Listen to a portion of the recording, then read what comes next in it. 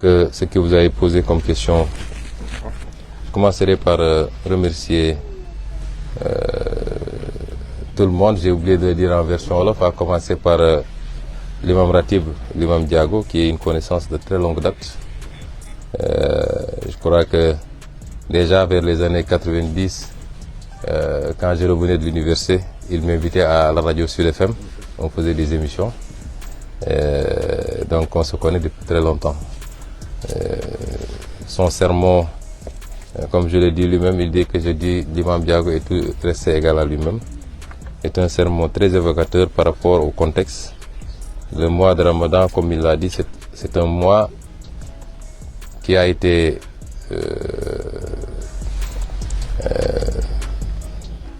décrété par le Seigneur, non pas pour faire mal, pour affamer les gens, mais il y avait un objectif, c'est nous ramener à lui par la piété, le taqwa comme il l'a dit.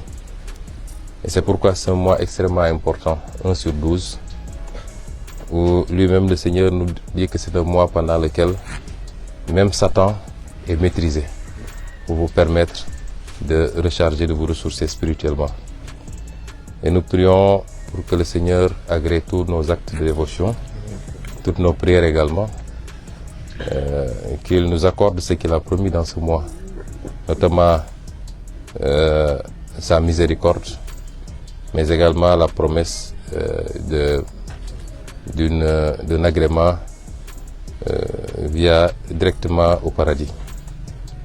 Nous prions également pour qu'il nous accorde la possibilité de le vivre encore et encore des années, et toujours avec plus de prospérité, plus de paix, plus de stabilité et plus de bonheur pour tout le monde, plus de santé évidemment. Je ne peux manquer d'avoir une pensée pour tous nos amis, nos frères, sœurs, nos camarades qui ont été injustement incarcérés par une poignée de magistrats aux ordres.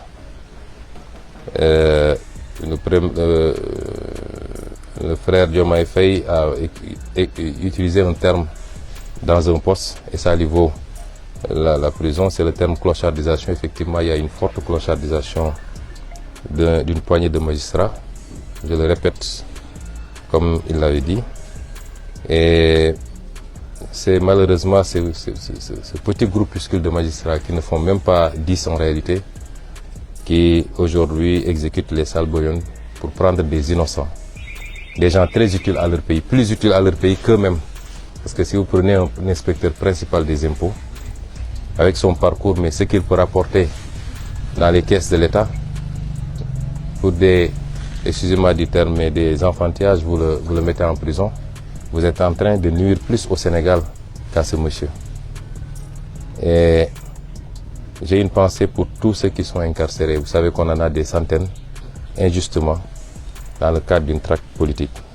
Aujourd'hui, ils auraient dû être avec leur famille, avec leur communauté religieuse. Ils vont prier dans des conditions que nous connaissons. Nous ne ménagerons aucun effort pour les faire sortir le plus tôt possible.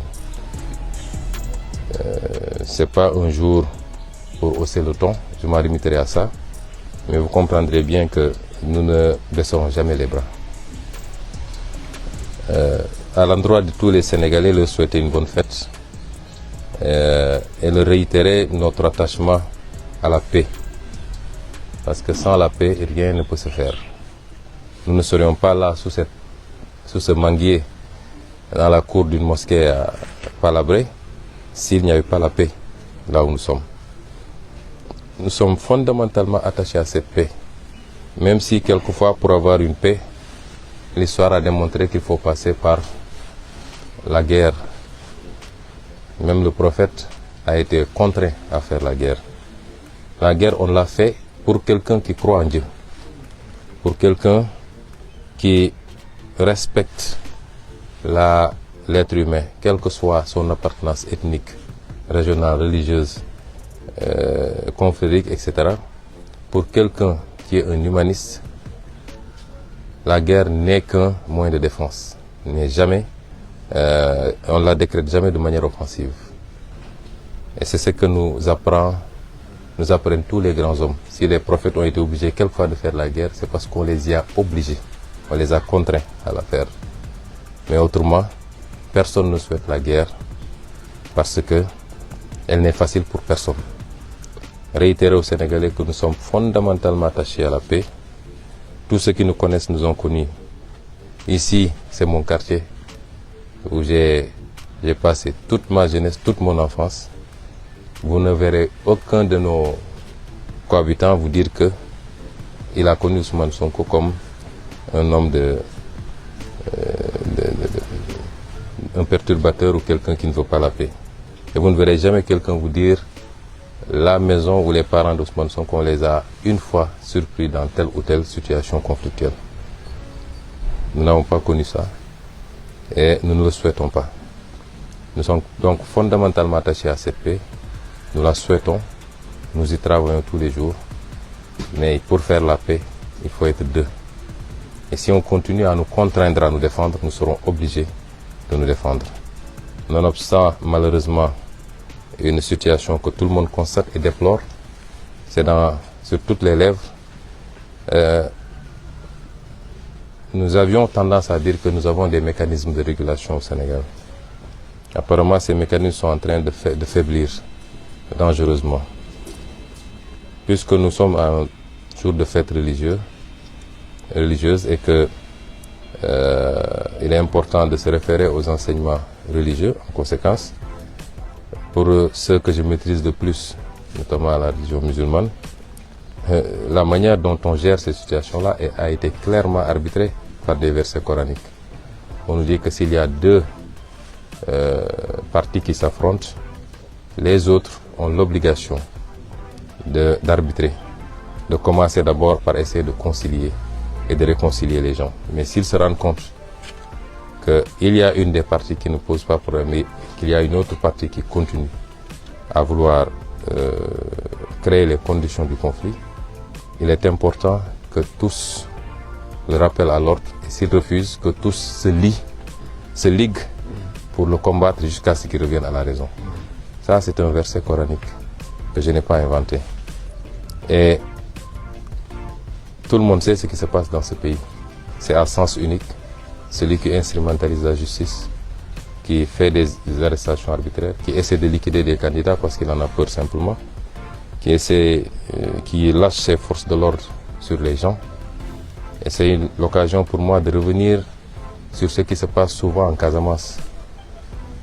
Vous avez vu depuis 2 jours ce qui se passe à Ngor. Et pour le moment, on ne déplore aucune perte en vie humaine. Il aurait suffi qu'on dise que c'est à Bignona pour qu'on autorise les gens à tirer à balles réelles. Je l'ai toujours déploré et je l'assume. Ce traitement totalement injuste et injustifié quand il s'agit de la Casamance doit cesser. Nous sommes tous des Sénégalais, nous devons être traités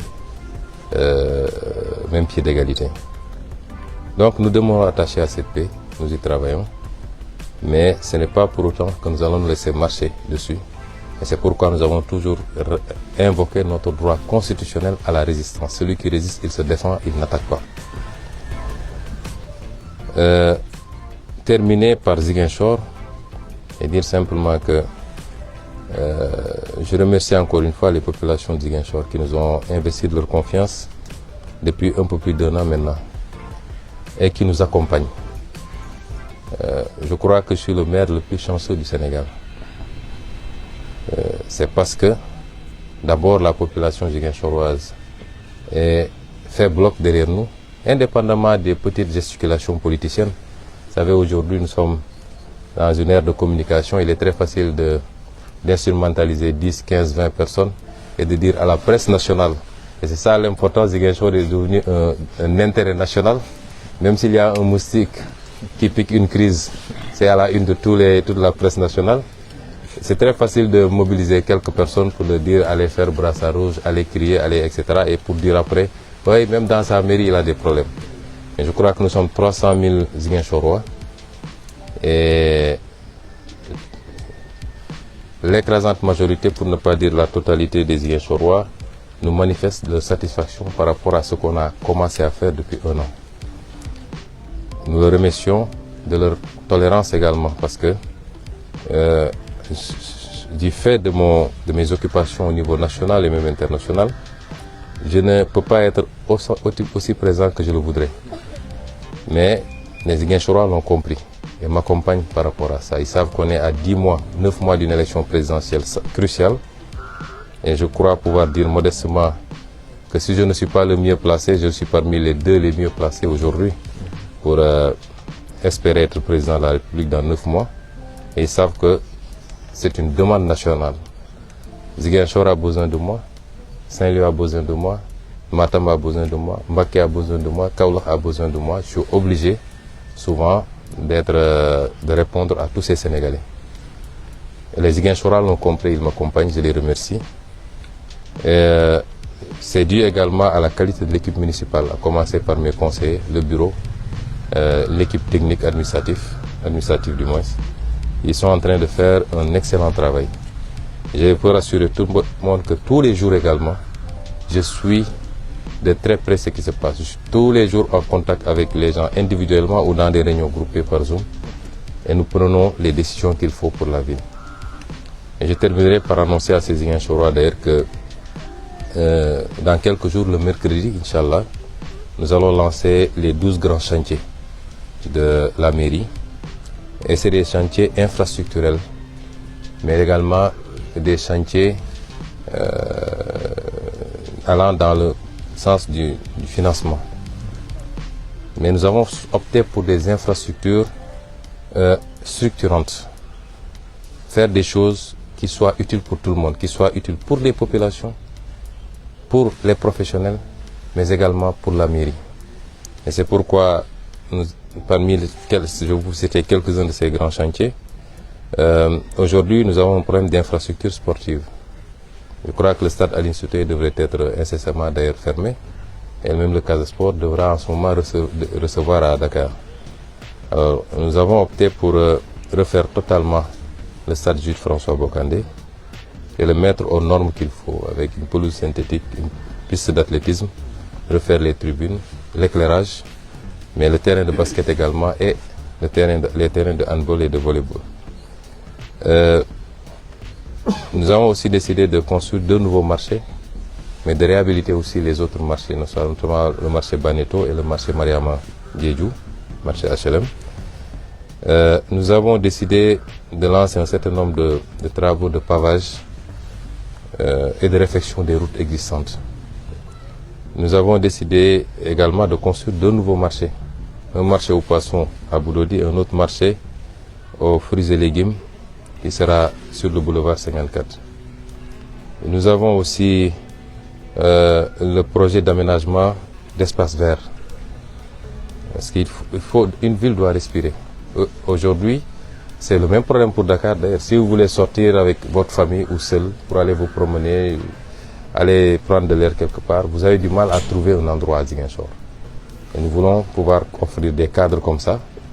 Nous avons ciblé pas mal d'espaces. Nous allons commencer avec 4 ou 5 espaces dans un premier temps et graduellement en faire d'autres pour que chaque quartier à Ziguinchor puisse disposer d'un espace comme ça, plus des plateaux sportifs au niveau des quartiers. Et il y a aussi l'éclairage public. Une commande va être lancée dans un premier temps de 1500 lampadaires solaires qu'on va déployer évidemment par ordre de priorité par rapport aux besoins. Et il y a enfin l'économie sociale et solidaire.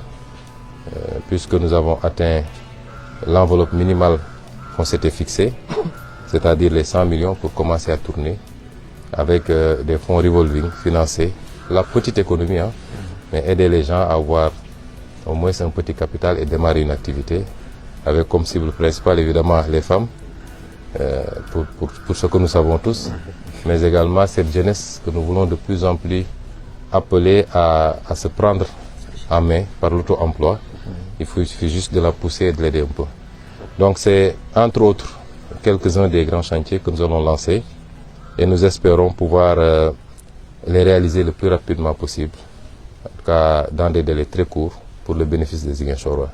Donc nous souhaitons à tous une très bonne fête et nous prions pour que le Seigneur nous accorde encore la possibilité de la fêter des décennies encore Inch'Allah. Merci beaucoup.